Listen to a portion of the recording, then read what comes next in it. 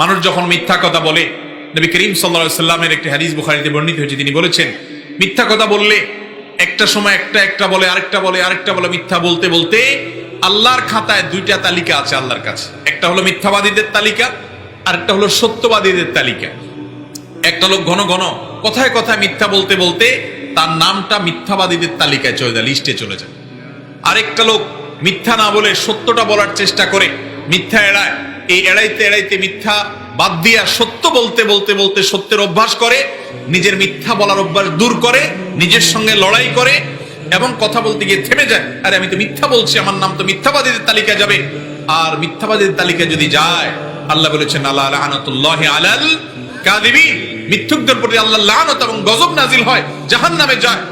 দুনিয়ার সবচেয়ে বড় মিথ্যাবাদী হলো যে কাফের, আল্লাহকে অস্বীকার করে। তার চেয়ে বড় মিথ্যাবাদী আর নাই যে নিজের রবকে অস্বীকার।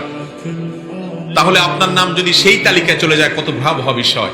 এই জন্য যে ব্যক্তি সত্য কথা বলার চেষ্টা করে, মিথ্যা কথা বলার অভ্যাস ছিল, নিজের সঙ্গে লড়াই করে আস্তে আস্তে আস্তে আস্তে অভ্যাসটাকে পাল্টানোর চেষ্টা করে, একটা সময় সে মিথ্যা রেশিও কমাইতে কমাইতে কমাইতে শতকরা 1% আর থাকে না, তখন তার নামটা বুখারীর হাদিসে আসছে সত্যবাদীদের তালিকায় চলে যায়।